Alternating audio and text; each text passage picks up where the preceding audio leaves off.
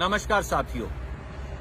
75 साल में जो इस देश में नहीं हुआ वो हो रहा है।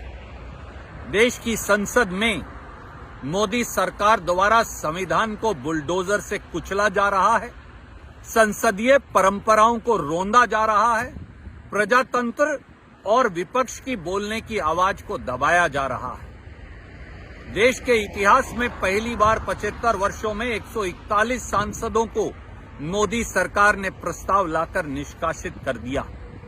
पहली बार 75 वर्ष में विपक्ष मुक्त संसद बना दी गई है, वो लोकसभा हो या राज्यसभा हो।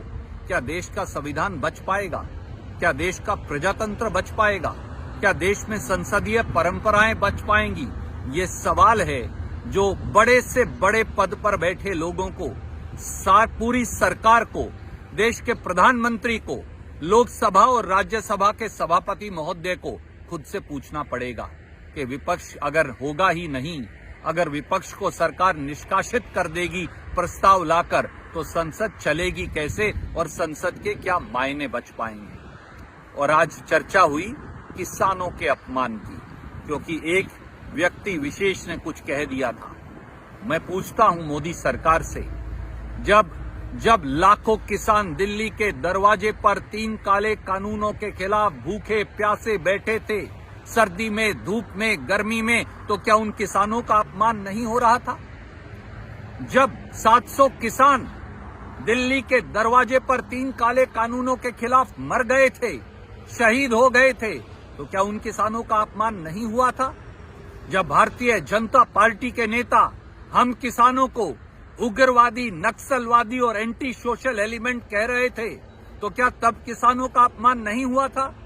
जब किसानों की पहलवान बेटियां जो भारत के तिरंगे को ऊपर करती हैं, जो मेडल लेकर आती हैं देश के लिए, जब भारतीय जनता पार्टी की सरकार देश की संसद के बाहर दिल्ली पुलिस से उन्हें घिसटवाकर पिटवा रही थी, तो तब किसानों और उनकी बेटियों का अपमान क्या नहीं हुआ था?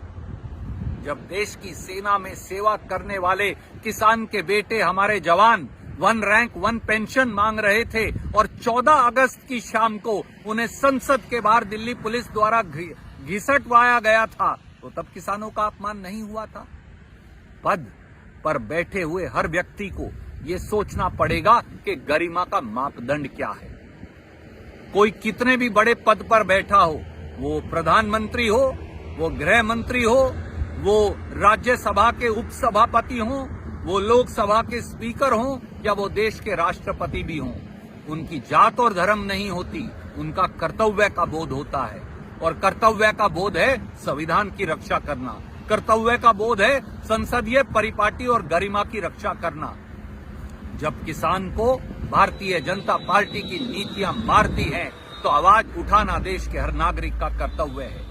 मैं केवल इतना कहूंगा, 141 सांसदों को निकालकर देश की संसद नहीं चल सकती, देश की संसदीय परंपराएं नहीं चल सकती, उनकी परिपाटी का निर्वहन नहीं हो सकता, संविधान के अनुरूप संसद नहीं चल सकती।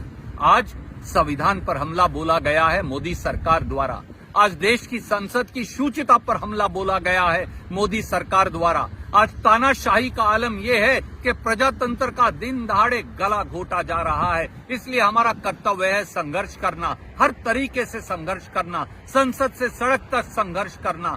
और जान लें, मोदी सरकार प्रस्ताव पारित करके वो विपक्ष का और इस देश के लोगों के हौसले को कम नहीं कर सकते। हमारा संघर्ष जारी रहेगा, क्योंकि यही संविधान की मांग है, यही प्रजातंत्र की परिपाटी है और यही भारतीयता की पहचान है। जय हिंद।